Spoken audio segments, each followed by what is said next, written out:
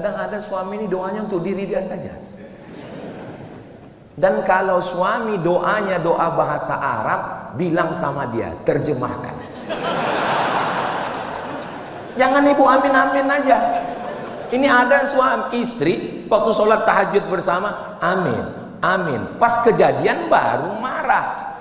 Ternyata doanya, Allahumma zawwijni zawjatan thaniyatan jamilah. Nikahkan aku dengan istri kedua yang cantik. Makanya tanya.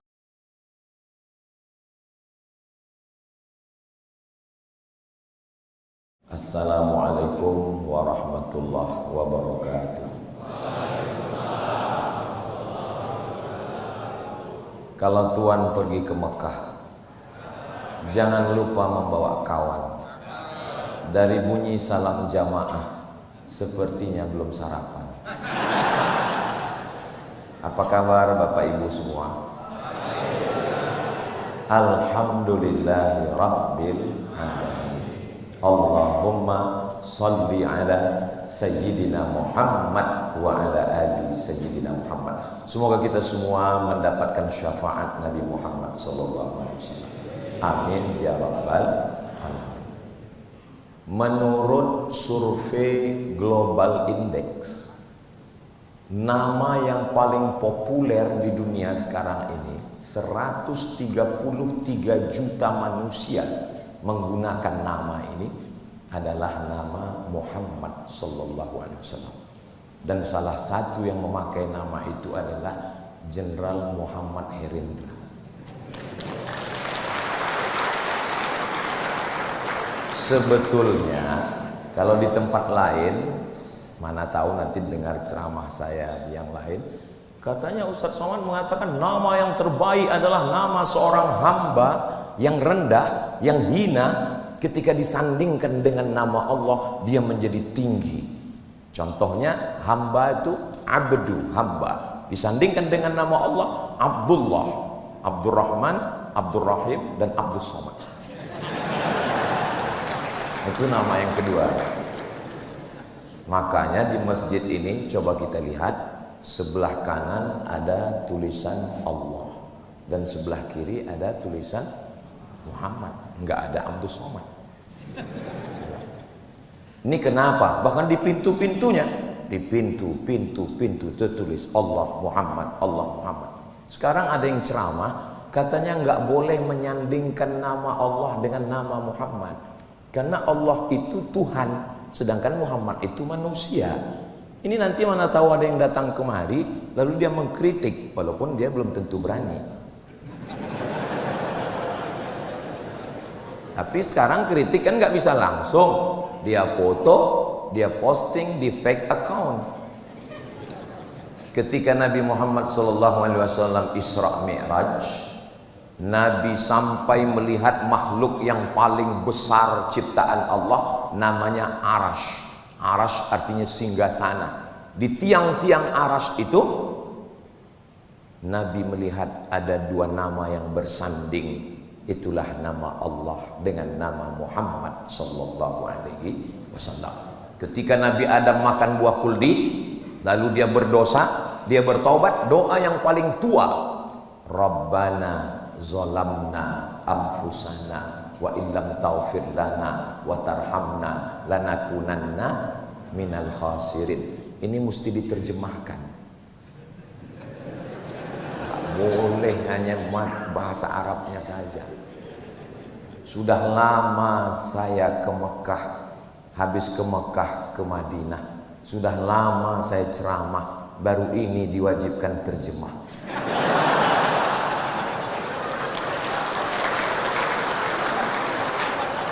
Jangan hanya kalau saya jenderal, doa pun saya terjemahkan. Kenapa? Karena banyak jamaah kita nggak ngerti. Dia manggut-manggut, pas ditanya kenapa kau ngangguk, kulihat yang sebelah kanan ngangguk, aku ngangguk juga, kata dia. Mesti diterjemahkan memang.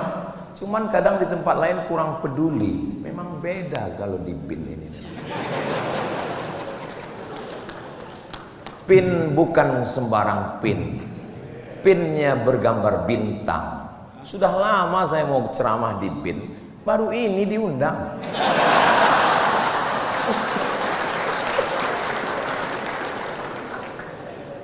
Sampai mana tadi ceramah? Nabi Adam berdosa, minta ampun sama Allah. Rabbana zalamna, ya Tuhan kami sudah menganiaya diri kami. Wa illam taufir lana, kalau engkau tidak mengampuni kami. Wa tarhamna, kalau engkau tidak mengasihi kami. Lanakunanna minal khasirin, kami termasuk orang yang rugi. Kenapa dia bilang kami? Karena dia berdoa dengan istrinya. Maka ibu, kalau suami berdoa, dengarkan baik-baik. Kadang ada suami ini doanya untuk diri dia saja. Dan kalau suami doanya doa bahasa Arab, bilang sama dia, terjemahkan. Jangan ibu amin-amin aja. Ini ada suami istri waktu sholat tahajud bersama, amin, amin. Pas kejadian baru marah. Ternyata doanya, Allahumma zawwijni zawjatan saniyatan jamilah. Nikahkan aku dengan istri kedua yang cantik. Makanya tanya dulu, kamu ngomong apa tadi? Ini walaupun ceramah saya di BIN, tapi ini kan direkam. Ini untuk semua kantor se-Indonesia dari Sabang sampai Papua. Tolong, walaupun saya ceramah di Masjid Al-Bait Al-Akbar, tapi ini nanti akan diupload di channel Ustadz Abdul Somad. Tolong subscribe, like, share, and comment. Nah, maka ketika Nabi Adam setelah berdoa Rabbana zalamna anfusana wa illam taghfir lana wa tarhamna lanakunanna minal khasirin, Nabi Adam melihat ada nama yang bersanding dengan nama Allah di tiang aras. Lalu dia berkata, Allahumma inni atawassalu ilaika bihaqqi Muhammad, aku memohon kepadamu berkat nama Muhammad sallallahu alaihi wasallam, ampunkan dosaku. Allah bertanya. Allah nanya bukan karena Allah nggak tahu, Allah maha tahu. Tapi Allah mau kasih tahu pada siapa yang tidak tahu. Nama siapa yang kau sebut tadi? Nama Muhammad. Dari mana kau tahu Muhammad? Karena ketika engkau ciptakan aku, rafa'tu ra'si, ku angkat kepalaku, dan aku lihat di tiang aras ada tertulis nama yang bersanding dengan namamu. Itulah dia nama Muhammad sallallahu alaihi wasallam. Mudah-mudahan yang belum ada anak nanti punya anak dikasih nama anaknya Muhammad. Terserah mau tambahan belakangnya nggak apa-apa, karena itu adalah simbol kita. Ini kadang buat nama anak. Nama anak kamu siapa? Camry, Pak Ustaz. Itu kan merek mobil. Kebetulan lahirnya 17 Agustus, Pak Ustaz. Terus apa hubungannya? Camry itu maksudnya kemerdekaan Republik Indonesia. Bagus, cinta NKRI, tapi tolong di pangkalnya tulis Muhammad Camry. Cantik namanya. Begitu. Ini sekarang banyak orang sekarang buat nama anak ini cocokologi. Nama suami Sulaiman, nama istri Toyibah, lahir anak Letoy. Mohon maaf Pak Sulaiman, jangan tersinggung. Nah, jadi nama itu adalah, kadang orang ini ngomong ikut omongan Shakespeare dari Inggris. What is in a name? Apalah arti sebuah nama? Bagi kita nama adalah doa. Mudah-mudahan nama ini mengangkat harkat, darjat, martabat di hadapan Allah Subhanahu wa ta'ala. Lalu kemudian Nabi melanjutkan Isra dan Mi'rajnya. Dan ketika itu dia sampai ke Baitul Maqdis, Palestina. Mudah-mudahan Allah menolong saudara kita di Gaza. Sampai di sana, itulah yang dibaca sebelum azan. Assalatu wassalamu alaik, alaika ya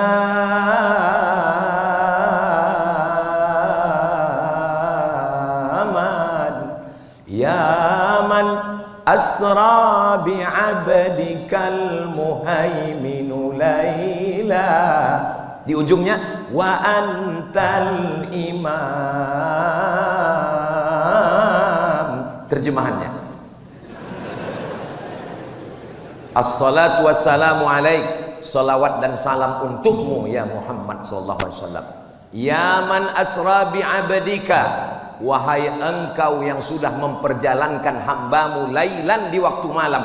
Dan ketika sampai di Palestina, wa antal imam, dan engkau yang menjadi imam sholatnya, nabi-nabi yang lain menjadi makmumnya. Dan di sini pun ada juga namanya Bapak Imam Sugianto. Masya Allah, Imam Sugianto, Bapak Wakil bin, Wakil Kepala bin. Lalu kemudian Islam ini pun berkembang. Yang membawa Nabi Muhammad Isra Mi'raj itu, yang membawanya adalah Jibril.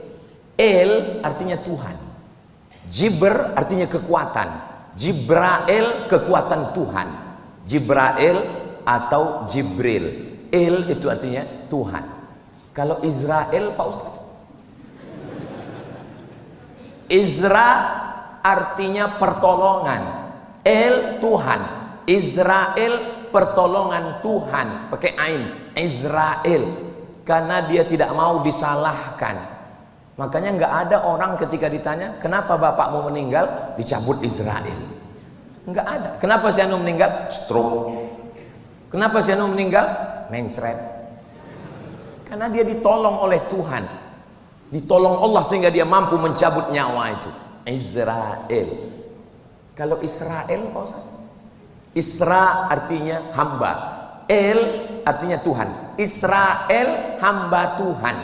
Terjemahan Arabnya Abdullah, Abdurrahman, Abdul Somad. Tapi jangan setelah ini panggil saya Israel. Jadi El bahasa Ibrani, Hebrew language artinya Tuhan. Kalau Rafael,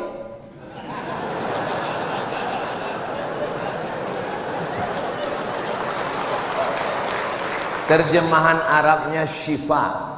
Syifa artinya penyembuh, karena dia malaikat yang memberikan kesembuhan. Kesembuhan dari Tuhan, maka disebut dengan Rafael. Kemudian Islam pun sampai.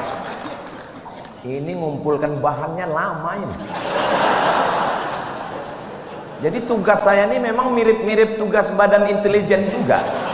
Mengumpulkan data, menganalisa dan menyampaikannya. Cuman bedanya saya nyampaikannya ke jamaah.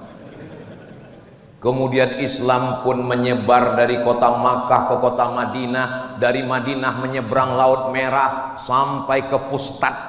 Fustat itu sekarang Kairo. Dari Kairo menyeberang sampai ke Libya, dari Libya ke Tunisia, dari Tunisia ke Aljazair, dari Aljazair ke Maroko, tempat saya kuliah dulu. Dari Maroko ini menyeberang ke Andalusia. Banyak jamaah kalau saya tanya, Andalusia di mana? Nggak tahu Pak Ustaz. Real Madrid, Barcelona, tahu. Andalusia, nyebrang Laut Merah, nyebrang laut Samudra Atlantik sampai ke Andalusia. Maka ada satu tempat yang cantik. Yang cantik itu diumpamakan seperti buah. Buah yang paling cantik adalah buah delima. Makanya perempuan selalu dikatakan rambutnya bak mayang terurai, bibirnya bak delima merekah.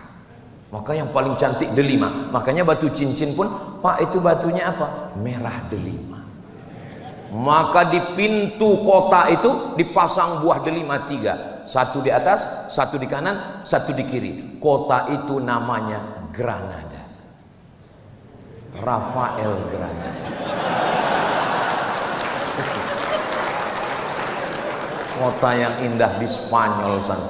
700 tahun lamanya umat Islam berkuasa di sana, sampai akhirnya tergoda, terpukau, terlena. Memang generasi biasanya terbagi 3. Pertama generasi penikmat, yang kedua pertama pejuang berjuang, setelah itu mulai penikmat, lama-lama penghancur. Memang organisasi pun begitu, yayasan pun begitu, umat Islam pun begitu.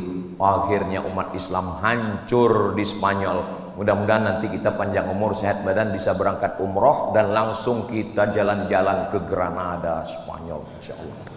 Ongkos tanggung masing-masing. Kalau tuan pergi ke Madinah, jangan lupa bawa deterjen. Sudah lama saya ceramah, baru sekarang disuruh menjelaskan tentang intelijen. Bagaimana Ustadz tentang Nabi Muhammad sebagai manusia yang memiliki intelijen? Jadi pada hari Kamis siang setelah zuhur, Nabi datang ke rumah Abu Bakar Siddiq. Wahai Abu Bakar Siddiq, ya, nanti malam kita hijrah. Kenapa begitu ya Rasulullah? Karena tadi ada rapat di Darun Nadwah. Semua kepala suku sudah bersepakat nanti malam jam 2 malam mereka akan datang ke rumah saya dan akan mencincang kepala saya. Maka nanti malam sebelum bangun tahajud kita akan pergi naik ke Jabal Sur. Pertanyaannya, dari mana Nabi tahu bahwa pagi Kamis tadi ada rapat? Jangan kemana-mana, kita lanjutkan setelah yang satu. Begitu kalau ceramahnya di TV. Dari mana Nabi tahu bahwa pagi tadi ada rapat antara Abu Jahal, Abu Lahab dan Abu lainnya? Kok bisa dia tahu? Ternyata rapat pagi itu disadap. Nah, pentingnya sadap menyadap. Sehingga datang laporan itu ke Nabi, dan sadapnya nggak pakai kabel, wireless. Menyampaikan berita ke Nabi, wahai Muhammad SAW, nanti malam kamu akan hijrah karena mereka akan bersepakat mengirim anak-anak muda ke tempat tidurmu, mereka akan mencincangmu. Apa alat yang dipakai? Jibril alaihissalam. Lalu Nabi pun malam itu dia keluar rumah. Anak-anak muda 12 dengan pedang yang panjang, dengan tangan yang kekar sudah siap mencincang Nabi. Beriku dengan saat mereka akan masuk ke dalam rumah, Nabi pun keluar. Itulah maka kita baca ayat itu malam Jumat. Apa ayatnya? Wa ja'alna min baini aydihim sadda wa min khalfihim sadda fa aghshaynahum fahum la yubsirun. Sari tilawahnya. Wa ja'alna min baini aydihim sadda, di depan mereka kami jadikan tembok. Wa min khalfihim sadda, di belakang mereka ada tembok. Fa aghshaynahum, mata mereka kami tutup. Fahum la yubsirun, mereka tidak bisa melihat apa-apa. Maka pada saat itu Nabi pun keluar, mereka terpukau tidak melihat apa-apa. Tolong ayat ini jangan dipakai waktu ada razia lalu lintas.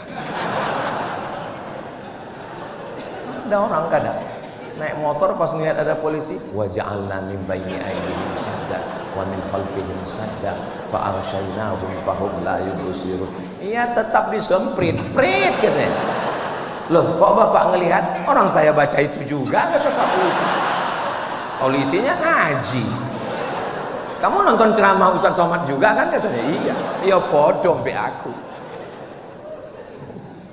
Makanya kalau membaca ayat itu penting tahu artinya. Kalau enggak orang ini merangkai ini bim salah bim abrakadabra. Agama Islam ini ngerti, paham. Makanya tapi kalau ayat sholat enggak usah diterjemahkan. Jangan mentang-mentang saya ngomong mesti terjemahkan lalu sholat. Inna sholati, my praying, wa mahyaya, my life, wa mamati, my die, lillahi ta'ala, for you, oh my God. Ya tetap biasa aja, cukup dengan faham saja. Tapi saya sampai hari ini, tadi saya segan Bapak Jenderal sampai menyebutkan Ustadz Somad itu S1-nya di Mesir, S2-nya di Maroko, S3-nya di Sudan. Saya senang Pak, tapi nggak semua orang ikut senang dengan kesenangan saya. Nanti kalau ceramah ini diupload, sambutan Bapak diupload, yang nggak senang dia komen, alah kalau cuma lama di Arab, onta juga lama.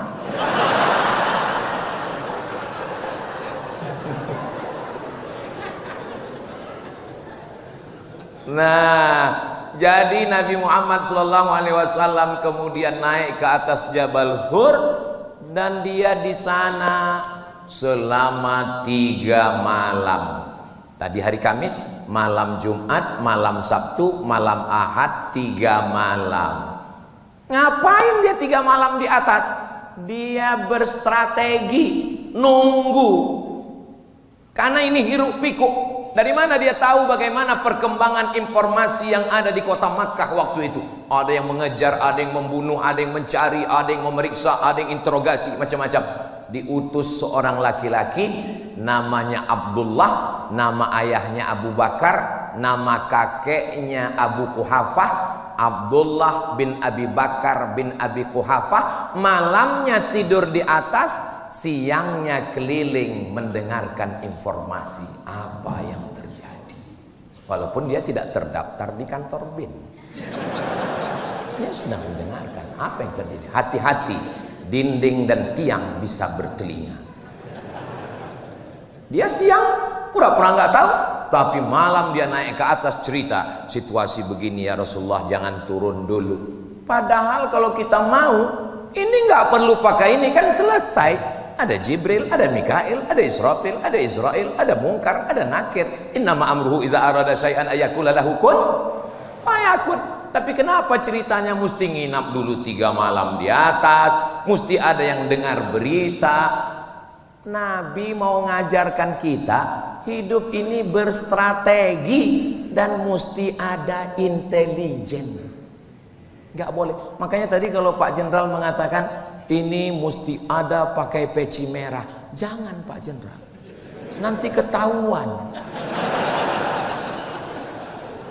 Cukup peci hitam saja, tapi singletnya merah. Karena ini bukan Polri, ini kita sedang bawah tanah ini. Kok malah saya yang jadi gurui jenderal pula? Saudara yang dimuliakan Allah, bayangan saya, ini bayangan saya ya Bu ya, sebelum ceramah tadi. Ini nanti ceramah di BIN ini pasti bawaannya macam khutbah Jumat ini nanti. Ternyata Masya Allah, itu tergantung bagaimana pimpinannya nyambut kita. Ini kan sebelum kesini kami sudah ngobrol dulu tadi. Jadi saya sengaja dibawa oleh jenderal bicara nyantai, ketawa. Saya tahu beliau kan melihat saya ini jangan-jangan Ustaz Somad lagi grogi. Maka beliau ajak dulu ngobrol nyantai. Coba tiba-tiba sampai ke masjid, kita nggak ngobrol, nggak tahu situasi, nggak tahu berita. Tiba-tiba saya disuruh aja ceramah. Pas dilihat ke depan menakutkan. Misalnya, kalau di sini terus terang saya merasa aman, nyaman, adem. Kenapa adem? AC-nya bagus. Saudara yang dimuliakan Allah Subhanahu wa taala.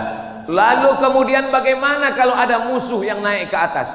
Ada satu orang laki-laki yang pura-pura, kalau bahasa di kampung kami ngangon. Pernah dengar ngangon? Bawa kambing, sampean Arab lu ngonang di Arab ngangon kambing, wedus. Ini bawa kambing supaya apa? Pura-pura ngangon kambing di bawah Jabal Sur. Supaya apa? Nanti kalau ada musuh tiba-tiba naik ke atas, kasih kode, jangan sampai naik ke atas. Begitu strategi Nabi SAW. Hari Jumat, malam Sabtu, malam Ahad, setelah 3 malam barulah mereka melanjutkan perjalanan. Dan ketika perjalanan itu dilanjutkan, penunjuk jalannya, gaetnya bukan Abu Bakar, bukan Umar, bukan Utsman, bukan Ali, bukan Abu Hurairah, bukan Usamah bin Zaid, bukan Zaid bin Sabit, bukan Ubay bin Ka'ab. Siapa penunjuk jalannya? Penunjuk jalannya adalah Ibnu Uraiqid, non muslim. Untuk apa dipakai dia? Supaya nanti waktu berjalan orang melihat. Siapa itu? Ibnu Uraiqid. Jalan. Tapi kalau penunjuk jalannya Abu Bakar, Umar, langsung ketahuan. Pasti rombongan Muhammad SAW kan? Itu makanya tadi saya larang, jangan pakai peci merah. Pakai peci merah ini berat, biar aku aja.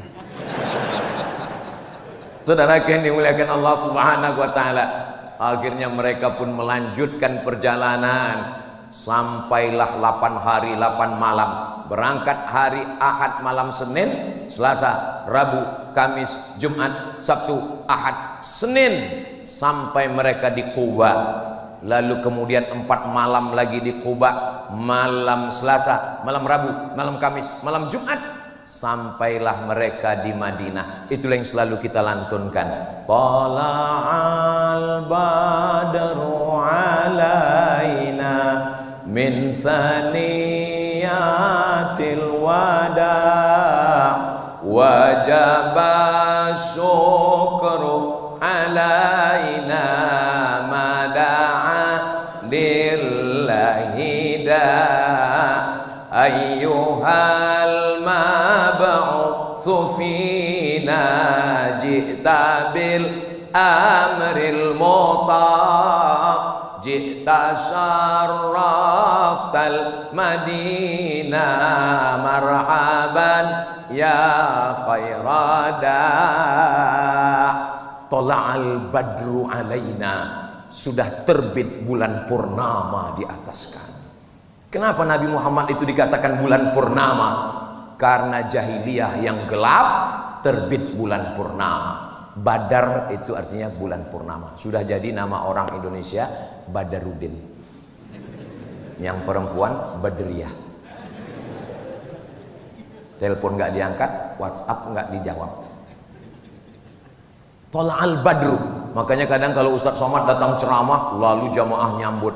Tola'al badru itu artinya terang benderang seperti bulan purnama. Karena memang Nabi itu seperti bulan purnama, dan Nabi itu wajahnya putih berseri. Tiba-tiba Ustadz Somad disambut tola'al, pas muncul ireng. Sekarang Pak Ustadz kan ada skincare, wajah bisa berkilau. Ya lihat harganya dulu. Ada yang muka putih, leher hitam. Ustadz Somad ini kalau ceramah pasti menyinggung perasaan. Kunci dengar tausiah Ustadz Somad itu satu, jangan tersinggung. Ada beberapa orang tersinggung, pulang, ninggal.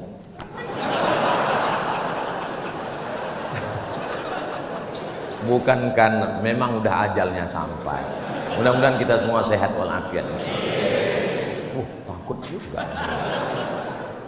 Lalu kemudian Nabi Muhammad sampai. Kenapa Nabi sampai itu disambut tola'al badru alaina? Karena sebelum Nabi sampai ke sana, Nabi sudah kirim sahabatnya dulu. Siapa namanya? Mus'ab ibnu Umair, Sa'ad bin Zararah. Mereka ke Madinah dulu, nyari pengikut dulu, yang baiat Aqabah selama 2 kali musim haji. Mereka datang, bawa jamaah, pulang lagi, mempersiapkan semua. Barulah Nabi datang ke kota Al-Madinah Al-Munawwarah. Jadi jangan bayangkan Nabi itu Bismillahi tawakkaltu ala Allah, la haula wala quwata. Enggak begitu guys. Dia perlu penuh dengan intelijensia, kecerdasan untuk menjaga, membaca, bagaimana mengumpulkan informasi yang ada di Madinah, menganalisa informasi dan menyampaikan informasi ini ke Nabi. Yang mau ditangkap ini ada 2. Yang pertama peluang, dan kedua ancaman. Kalau ada peluangnya, ada ancamannya. Kok saya lagi seperti membeli pembekalan sekarang? Ada nggak peluang di Madinah? Hijrah ini bukan Madinah ini ujuk-ujuk tiba-tiba Madinah. Tidak begitu. Hijrah yang pertama kemana? Hijrah yang pertama dari Makkah turun ke bawah, namanya Yaman. Dari Yaman nyebrang Laut Merah, namanya Djibouti. Dari Djibouti naik ke atas, namanya Habasyah. Bahasa kitanya Ethiopia. Ada lagunya di Ethiopia, Iwan Fals yang dulu kelaparan. Saya karena di Masjid Segan, kalau di Tanah Lapang kita nyanyikan 3 album. Nabi sudah mengirim utusan untuk hijrah ke Ethiopia. Tapi laporan, siapa yang membawa ke Ethiopia? Namanya Ja'far bin Abi Thalib, saudara kandung Abi Thalib, sepupu Nabi, yang hubungan dekat, nggak mungkin mengkhianati Nabi. Tapi ketika Ja'far pulang ditanya, Ja'far, gimana keadaan di Ethiopia? Ya Rasulullah, di sana aman, karena rajanya pro kita, namanya Najasyi. Tapi kalau Nabi ke sana, Nabi nggak akan mungkin punya kekuasaan karena ada raja. Nggak boleh ada dua matahari kembar. Peluang, ancaman nggak ada, tapi peluang nggak ada. Kalau begitu hijrah ke sana nggak usah. Hijrah yang kedua, Nabi pergi ke Taif. Nabi pergi ke Taif nggak pakai sendal, nggak naik keledai, nggak bawa teman, sendirian. Supaya apa? Supaya musuh-musuh yang ngintip nyangka dia mau kemana? Nggak jauh-jauh kemana-mana. Makanya Bapak kalau ada rencana macam-macam jangan bawa koper. Pura-pura kayak jalan biasa aja. Tiba-tiba, mudah-mudahan suami-suami kita dijaga dari pelakor. Amin. Kok bisa belok ke situ ya? Sampai ke Taif. Taif itu 100 km dari kota Makkah, pegunungan cantik, adem, ayem, indah. Lalu kemudian sampai di Taif, Nabi tidak disambut dengan tola'al badru alaina, dilempar pakai batu, dilempar pakai kayu, dilempar pakai tulang onta, salah satunya mengena ke telapak kakinya berdarah. Apa kata malaikat Jibril? Kalau sampai darah di telapak kakimu itu menetes ke tanah, maka akan aku ratakan mereka semua mati. Nabi mengusap telapak kakinya supaya darahnya enggak netes ke tanah. Seandainya saya yang dapat tawaran itu, wahai Abdul Somad, seandainya darah kakimu menetes ke tanah, kumatikan semua haters-hatersmu dan buzzer-buzzer yang mengejekmu. Tanpa tunggu pikir panjang, saya usapkan ke tanah langsung.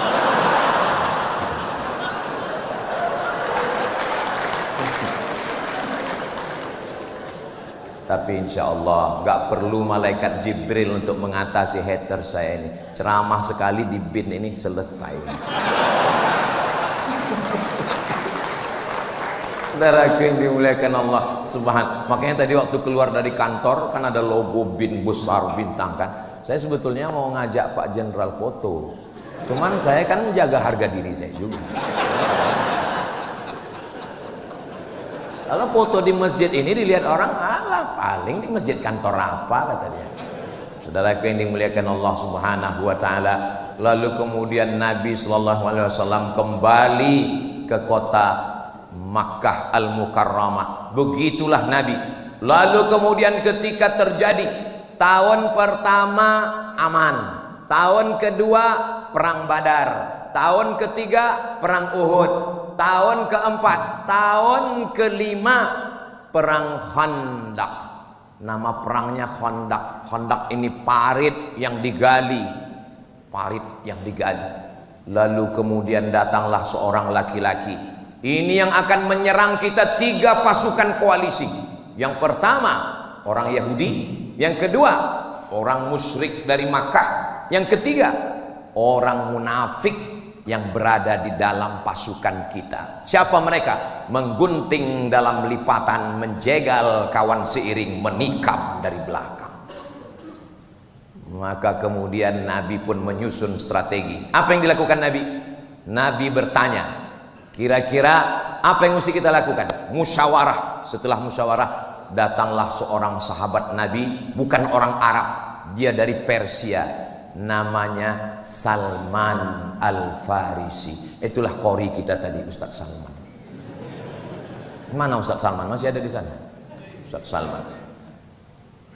Dari ujung nama itu kita sudah tahu orang itu dari mana. Al-Farisi berarti dari Persia, Al-Misri dari Mesir, Al-Makki dari Mekah, Al-Batawi.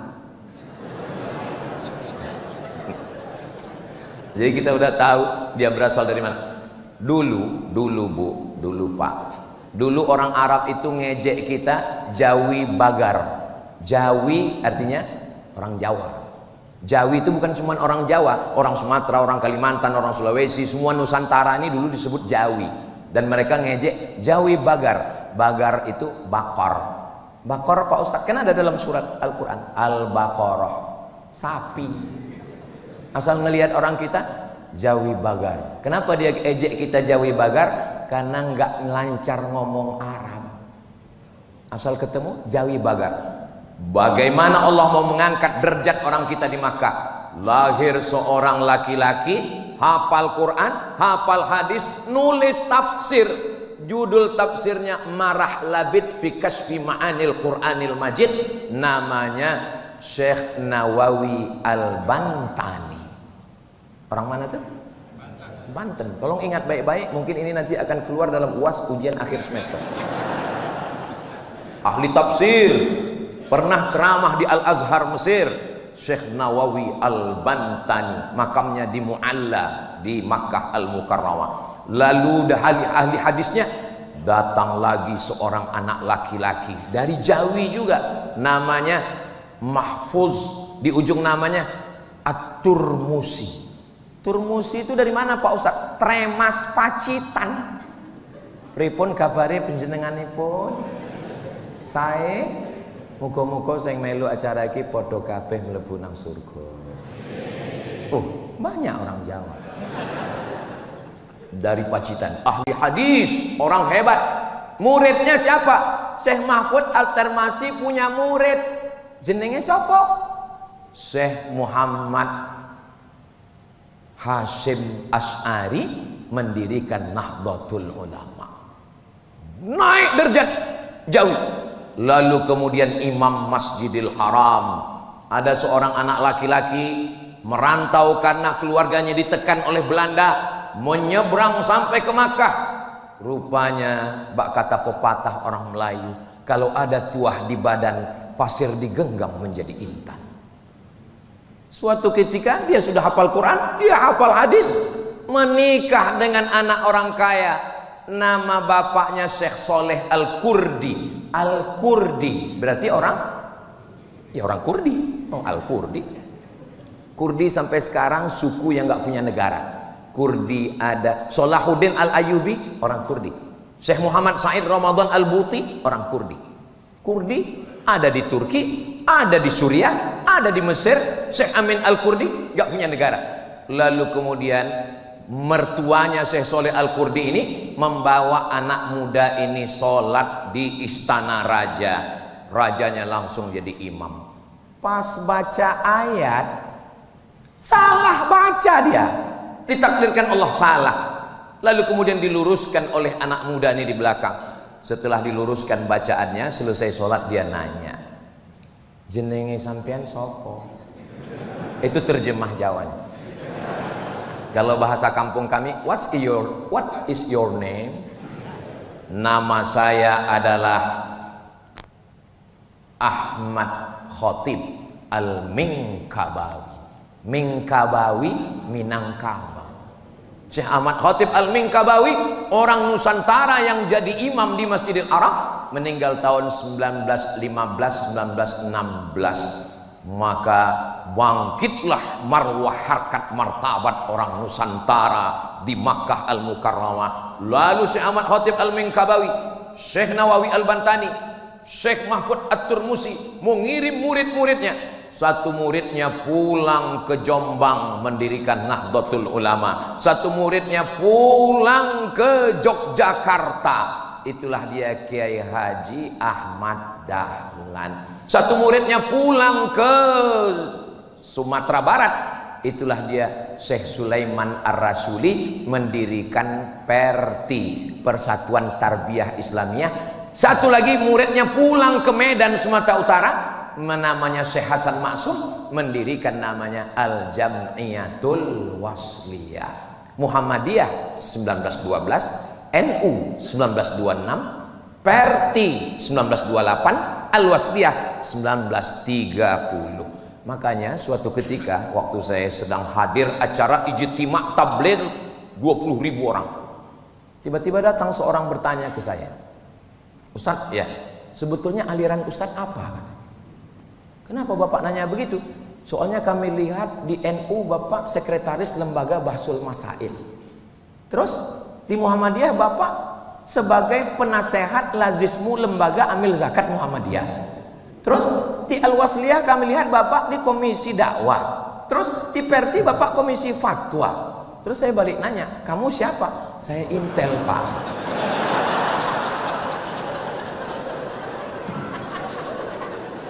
Lalu saya jelaskan bahwa Muhammadiyah, NU, Perti, Al-Wasliyah ini adalah organisasi keagamaan yang disusun oleh ulama Nusantara untuk ngelawan Belanda. Jadi kalau ada orang ormasnya banyak, itu namanya mazhab ukhuwah, bersaudara, selama masih la ilaha illallah Muhammadur Rasulullah. Alhamdulillah sampai hari ini hubungan kami masih tetap akrab. Jadi nggak masa tersinggung dengan ceramah Ustaz. Orang saya nggak udah nyebut nama. Nama nggak boleh disebut, menjaga kode etik jurnalistik. Nah, jadi kalau dipahami seperti itu, dulu kan kelahi ini antar mazhab ini Pak Ustadz, yang Muhammadiyah subuhnya nggak pakai kunut, yang NU pakai kunut, lalu berantem anak mudanya sampai belaga dalil. Alhamdulillah Ustadz, sekarang sudah nggak berantem lagi. Kenapa? Karena sama-sama nggak sholat subuh.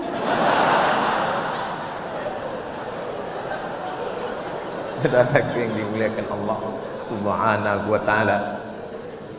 Kembali ke Maulid Nabi Muhammad sallallahu alaihi wasallam.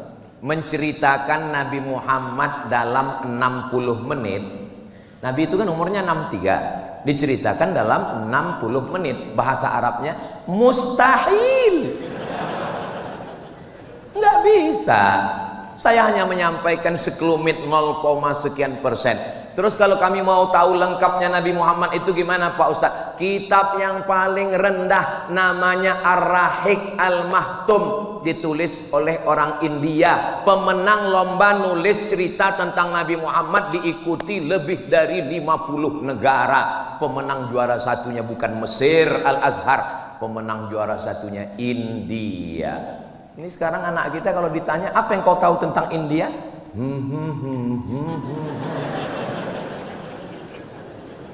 Apa yang kau tentang India?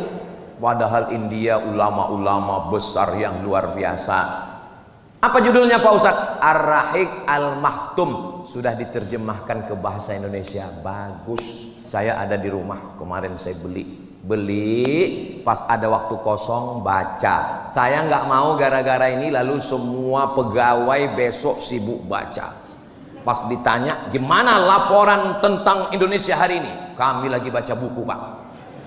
Kalau ada waktu kosong pulang ke rumah baca. Andai tidak terbaca pun insya Allah kita sudah mewariskan sejarah kepada anak kita. Nanti ketika kita sudah mati, anak kita buka-buka lemari mau merapikan, dia lihat ada buku, nangis dia ngelihat buku itu. Mama, kenapa dia nangis? Plastiknya belum dibuka.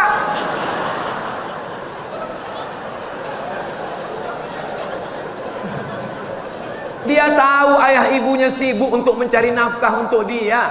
Kita husnuzon. Ustadz, saya kalau Ar-Rahiq Al-Maktum sudah baca. Saya mau yang tingkat tinggi Pak Ustadz. Ditulis oleh cendekiawan non muslim. Namanya siapa? Namanya adalah Karen Armstrong.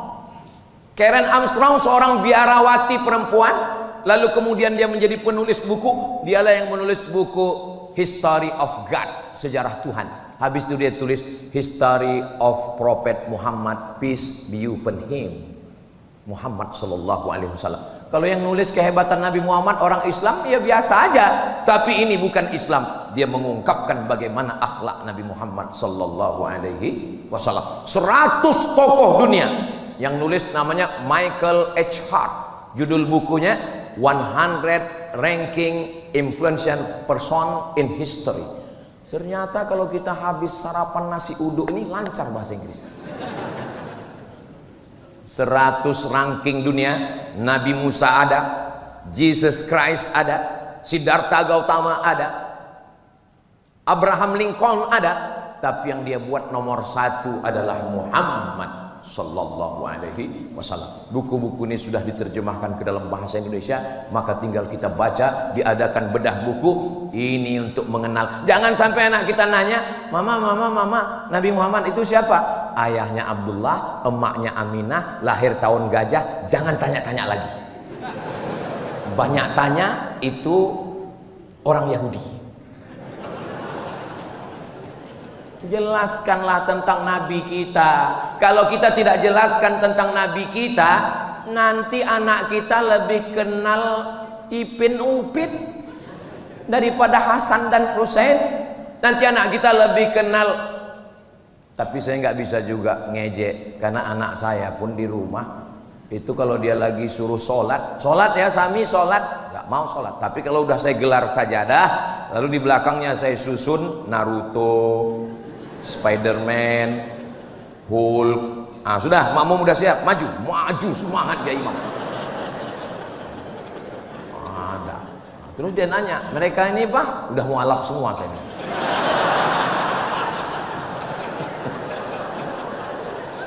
Ya kita dengan bahasa anak-anak. Jadi jangan ibu sangka, jangan bapak sangka karena saya ini ustadz, lalu saya ngomong dengan anak dengan bahasa ustadz. Ya nggak begitu. Nggak bisa saya pulang. Saya ceramah ini cuman Jumat, Sabtu, Ahad, Senin. Kalau Selasa, Rabu, Kamis, saya di rumah sebagai seorang ayah. Saya gendong anak saya. Kalau dia pipis, saya ganti pempersnya. Kalau dia saya berpikir sekali lagi. Gitu. Jangan bayangkan Ustadz Somad ini kan Ustadz. Lalu kalau saya pulang ke rumah, anak istri saya tunjuk. Ya ayyuhalladzina amanu. Enggak begitu juga kali. Nah, jadi bersikaplah. Memang di sini ibu adalah ASN, pegawai hebat, derajatnya tinggi. Kerja di mana? Badan Intelijen Negara. Tapi kalau sudah pulang ke rumah, katakan ke suami, memang aku ini Badan Intelijen Negara, tapi di rumah ini kau adalah imamku sayang. Begitu.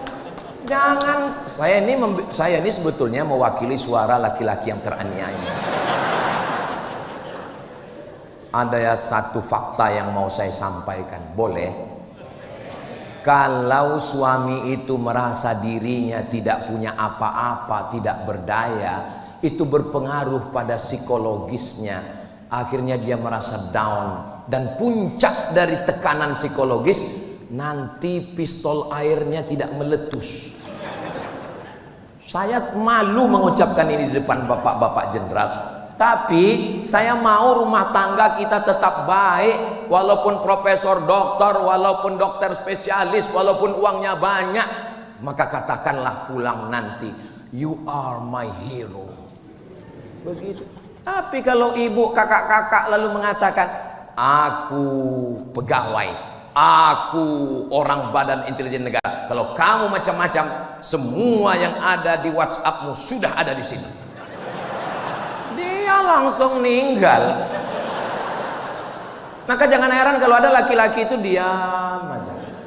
Memang laki-laki nggak berkata-kata, langsung meninggal.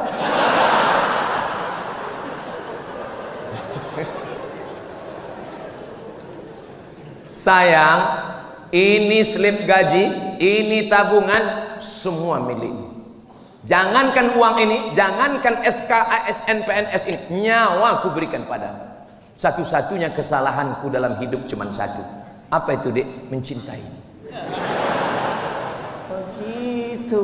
Ini kayaknya Ustaz Somad udah banyak dapat bisikan ini. Saya termasuk Ustadz yang nggak bisa dibisik-bisiki. Karena yang membisik itu adalah alladzi waswisu fi sudurin nas minal jinnati. Makanya kalau ada teman yang suka bisik-bisik, itu berarti kalau yang berbisik ke telinga kita jin, itu bisa kita usir dengan ayat kursi. Tapi kalau yang berbisik ini nas, kursinya sekalian. Kalau yang berbisik ke telinga kita ini jin, kita bacakan Yasin wal Qur'anil Hakim. Tapi kalau manusia kita bacakan, dia tiap malam Yasinan. Saudara yang dimuliakan Allah Subhanahu wa taala, Nabi Muhammad sallallahu alaihi wasallam penuh dengan perhitungan, penuh dengan kecerdasan. Ketika perang Uhud, perang Badar, perang yang paling menggentarkan. Kenapa? Karena pasukan Nabi cuma 300 sekian, sedangkan pasukan musuh ribuan. Apa yang dilakukan Nabi? Yang dilakukan pertama bersama sahabat adalah memasang kemah di tempat oase. Nggak bisa gali sumur. Di mana persediaan air? Oase. Di situ ada oase, tempat air, berkemah di situ. Berkemah di tempat oase berarti sudah menang 1-0 karena persediaan air sudah kita kuasai. Kalau mereka mau mengambil air, bayar. Sekarang, kalau dulu tidak bisa ngambil air karena air sudah kami kuasai. 2. Besok pagi habis sholat subuh Nabi menyusun pasukan. Di mana Nabi menyusun pasukan? Di tempat terbit matahari. Ini matahari terbit dari sini, Nabi susun pasukan. Orang musuh terlambat, lalu mereka nyusun barisan di depan. 2-0 mereka kalah. Kenapa? Karena kalau melawan matahari matanya silau, kacamata hitam belum ada. 2-0. 3-0. Nabi tahu berapa jumlah mereka. Dari mana Nabi bisa tahu jumlah mereka? Kata Nabi, malam-malam amati kalau ada mereka yang nyuri air. Tengah malam ada satu orang nyuri air, tangkap. Pas ditanya, berapa pasukan kamu? Saya nggak bisa jawab.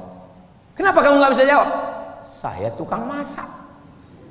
Ternyata dia bukan tentara, dia tukang masak. Dia bilang saya nggak tahu. Kamu masak satu hari berapa ekor kambing, berapa ekor lembu, berapa ekor unta? Dia sebutkan, saya masak kambingnya sekian, lembunya sekian, untanya sekian. Nabi langsung mikir, kalau kambingnya sekian, lembunya sekian, untanya sekian, berarti pasukannya sekian, kita siap menghadapinya.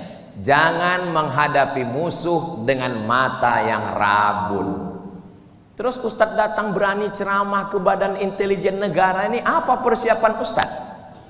Beberapa sahabat saya sudah kirim WhatsApp duluan. Ustadz Somad, kantor BIN sudah aman. Siapa mereka Pak Ustadz?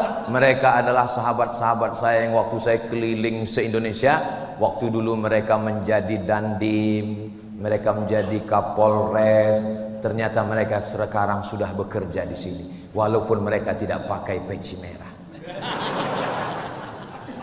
Saudara yang dimuliakan Allah Subhanahu wa taala, tadi saya tausiah ini jam 10 kurang 15. Sekarang sudah jam 11 kurang 20. Artinya saya sudah ngomong 55 menit. Tapi rasa saya, nggak tahu perasaan Bapak ya. Rasa saya baru ngomong beberapa menit aja rasanya. Padahal ini saya kalau ngomong itu Bapak Ibu, saya lihat bagaimana audiens.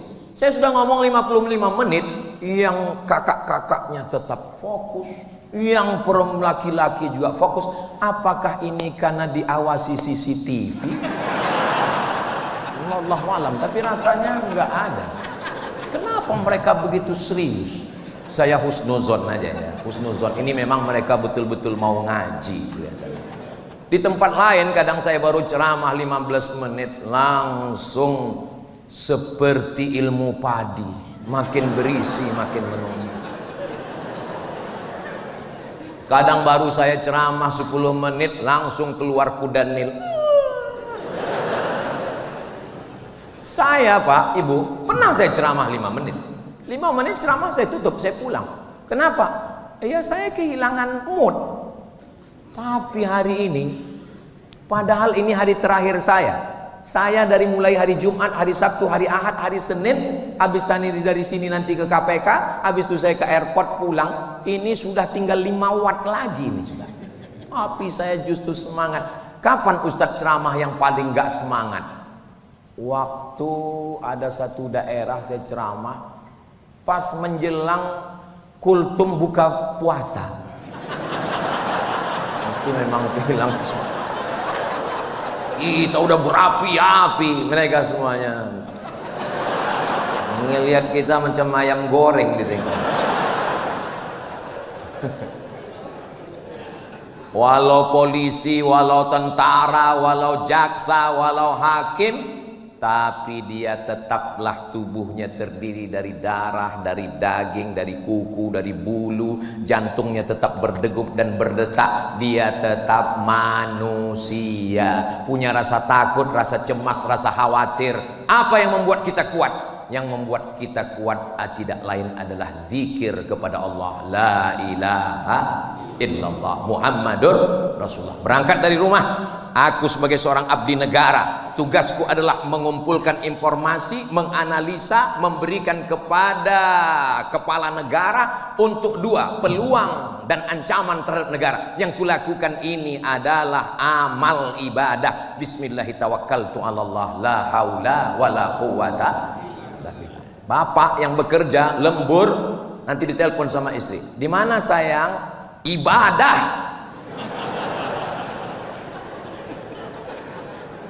Kalau mati dalam membela negara ini adalah mati syahid, insya Allah. Amin. Mama, ya. Kata Ustadz Somad, kalau mati membela negara ini mati syahid. Mudah-mudahan papa mati syahid. Saudara yang dimuliakan Allah Subhanahu wa taala, di balik laki-laki yang gagah perkasa ada perempuan yang luar biasa. Perempuan itulah yang menenangkan hati dan jiwa bapak. Aku sedang berjuang, aku sedang bertarung, ancamannya adalah nyawa. Maka wahai kakak-kakak, wahai istri-istri yang ada di rumah, ikhlaskanlah suamimu ini untuk mengabdi menjaga negara. Insya Allah Allah menjaga Indonesia baldatun thayyibatun wa rabbun ghafur. Insya Allah, amin ya rabbal alamin. Lebih kurang 1 jam. Saya biasanya ngisi pengajian itu sesuai besarnya botol minuman. Ini sebetulnya kalau standar ini 300 ml ini, setengah jam. Tapi karena saya merasa nyaman ceramah ini, maka insya Allah karena hati yang menerima ini semuanya hati orang yang baik-baik, insya Allah. Di mana letak jantung yang mengalirkan darah ke otak, ke mata, ke kepala, ke tangan, ke kaki? Nih, berdegup dan berdetak. Biasanya kalau mikrofonnya mahal itu bisa kedengaran detaknya. Itu jantung yang normal. Tapi ada jantung yang nggak normal. Biasanya jantung nggak normal itu disebabkan oleh 3. Yang pertama jatuh cinta, yang kedua jatuh tempo, yang ketiga Pak Ustadz ceramah di BIN.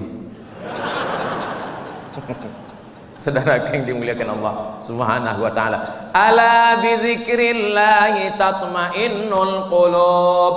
Dengan banyak berzikir mengingat Allah, hati menjadi tenang.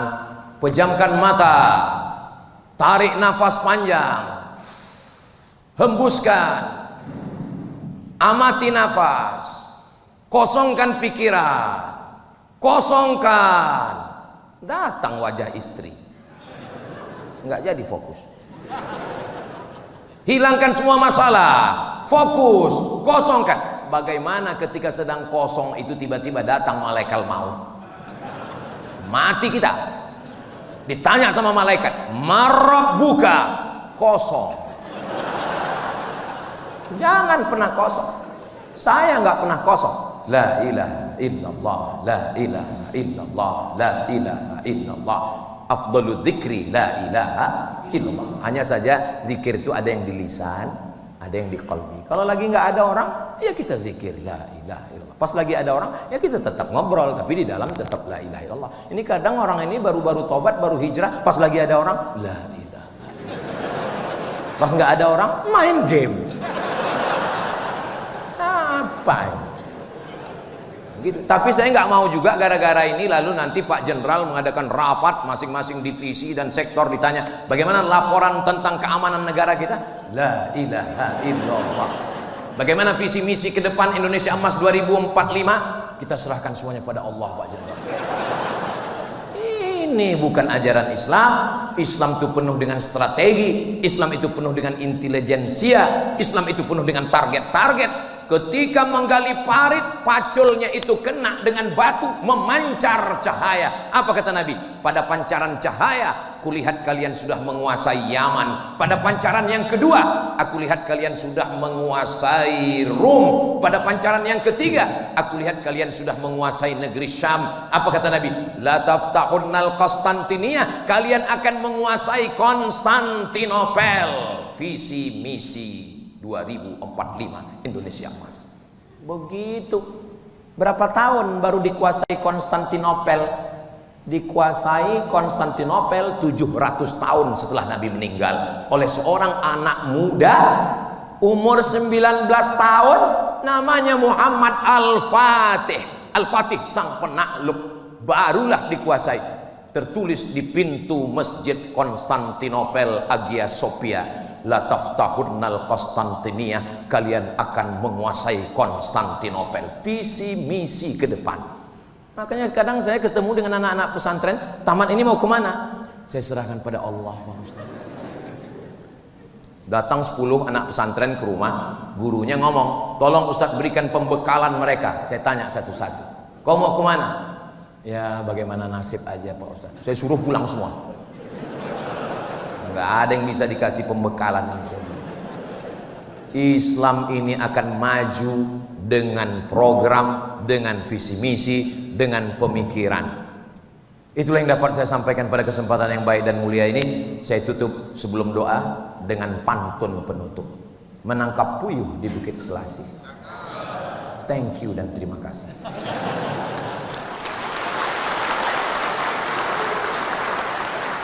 Di akhir majelis, mari kita khusyukkan hati kita, minta ampun pada Allah, kita berdoa untuk kemaslahatan diri kita, istri, anak, keluarga, negeri, kantor, atasan.